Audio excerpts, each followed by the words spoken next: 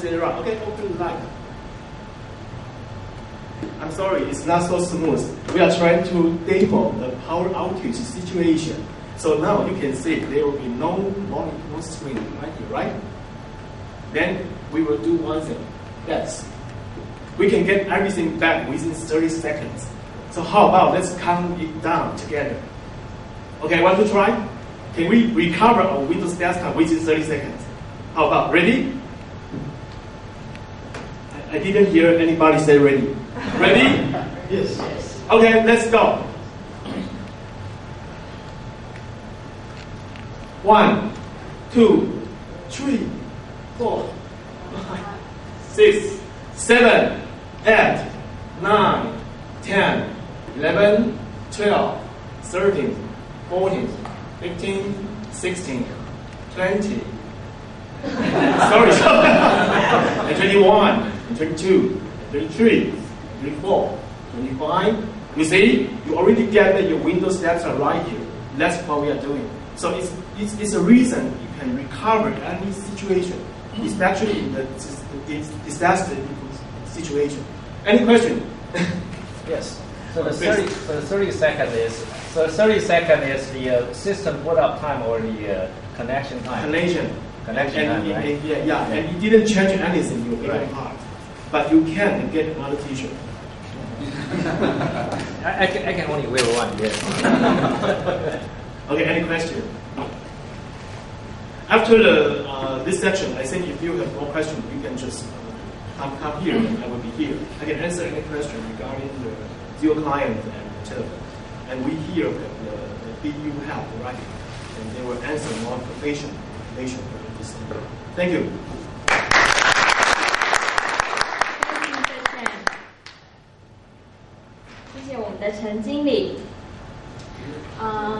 Now we also have some time for a Q&A. Please raise your hand if you have more questions or you are not clear with the demonstration or the presentation. So any more questions on, yes? 我可以请教一下，就是说，因为 Leadtek 的需要的这个频宽相当高哈，那如果是在一个公司企业内部的话，需不需要给这个 Leadtek 一个独立的网络 Zero Client 事实上真正的频宽并不是真的那么高。我回答比较技术一点 ，Zero Client、Thin Client、Zero Client whatever 哈，它真正耗频宽的重点不是硬体本身哦。发完了，我开始回答。啊，它真正耗频宽的这个 dependency 并不是硬体本身，而是那个 protocol。那目前在桌面虚拟化上面有3种 protocol，Windows 的 RTP Plus Remote FX。Second one 是 Citrix 的 ICA，and then 是我们跟 VMware 一起用的 PCOYP。这3种 protocol 里面，哪一种最适合图形 PCOYP？ 因为它会尽量去依照不同的频宽调变它目前最适合它显示彰显出来它 HD 画面的一种 protocol。但是这不代表说它一定会吃到那么高，意思就是说，刚 Richard 特别提到，当你在低频宽的时候，它一样可以运行，只是低到很低的时候，它画面不会变成像以前那种把 LED 一块块贴出来，它全部出来。但是解析度上面，在文字会比较清楚，图形会慢慢变得明显，这是它的表现行为。所以最低我们有试过在 Office 或者是 Windows 操作上，假设你不是整个画面一直在那边 3D 那边转，大概是500多 K。那有时候像 Autodesk 的东西，整个在转，大概是20 M、25 M。那刚刚 Richard 提的是那一种，当2个萤幕全部吃到饱1920x105的时候，最高可以吃到200 M，对不对？大概是这个意思。所以它到底要多高？我这样用一个平均值，我们一般在估大概1 M 到1 M 半。是一个 Office 员工所很适合的一种频宽位置。那现在大部分的 user 都用所谓的 Gigabit Ethernet， 那搭配 VLAN 的切割，那你就可以去做一些加值，让你的网络比较顺利的。那远距是可以用的，并没有人说它只能够在 local LAN。那譬如说它有一些公司跟 branch office 在台中、在大陆在哪里，它一样还是可以运行，不管你是不是 VPN。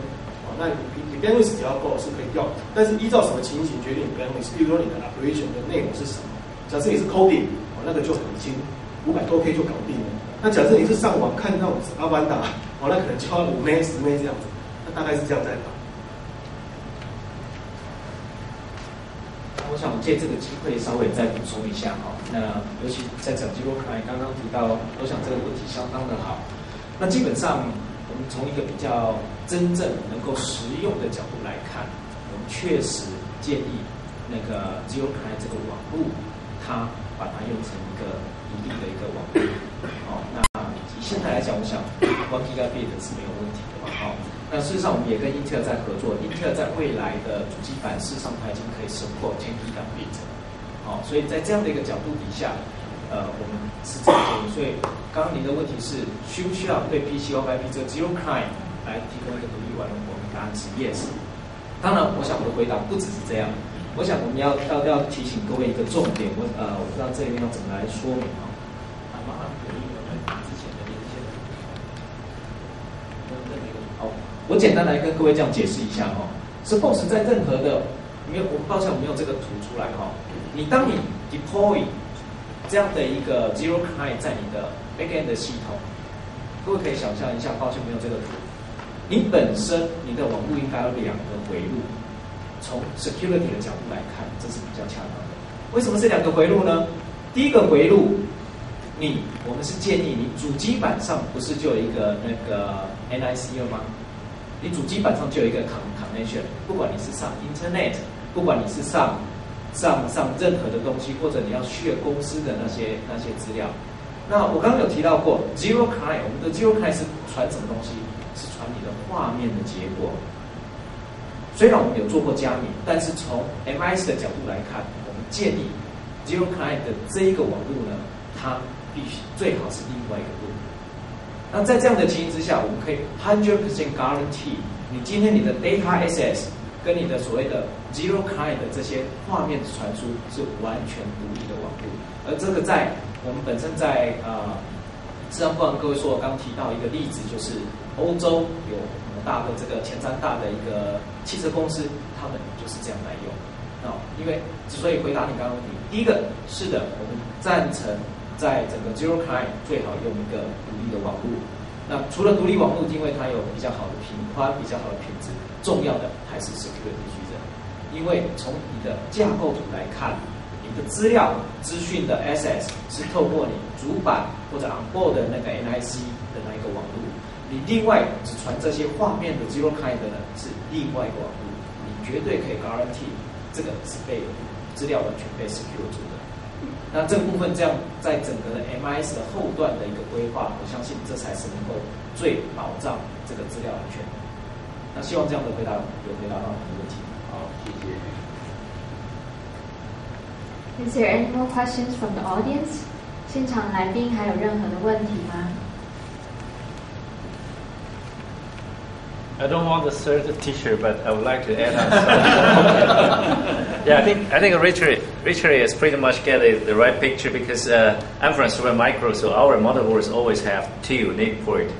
So one originally for the server side we have 2 NIC because we have to do the redundancy, but for this application we have 1 NIC for the data and the other NIC for the zero client because I believe that for such application we still need to have certain degree of QoS for this image transfer. So it's very important to have a dedicated bandwidth for such applications. So either one-to-one or one-to-many, but it's very, very important to have a dedicated port for the quality. So I totally agree with this, and I add on with quality QoS concern to this application to support Richard's point. Thanks, Richard.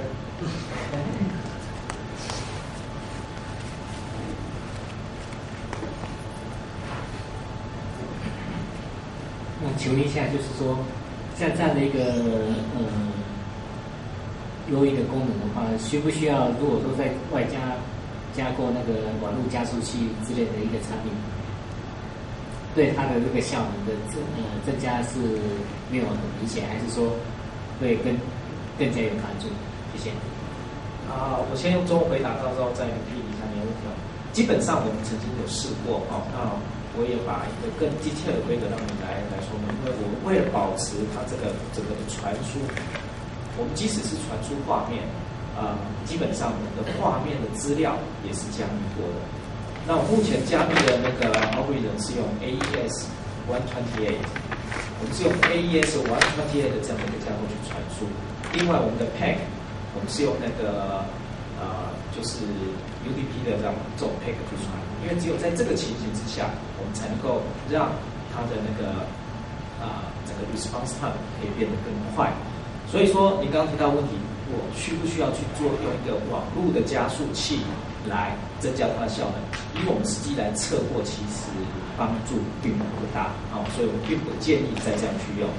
Okay, the question was if we use the network accelerator, is there any help to improve the zero client quality?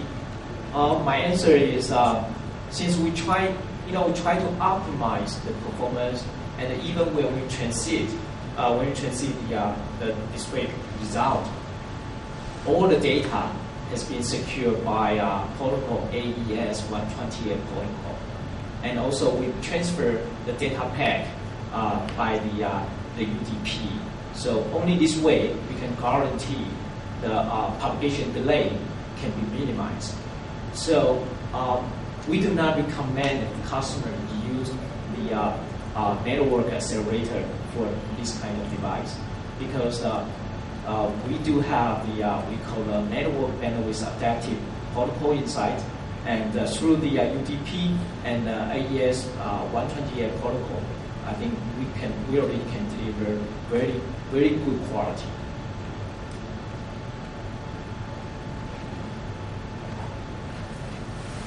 不好意思，我再问一个问题那个 cost issue 可不可以简单比较一下 Zero Client 跟我们现在就是我们看到的一些新 client 的这些 solution 的 cost 的比较大概是怎么样？OK。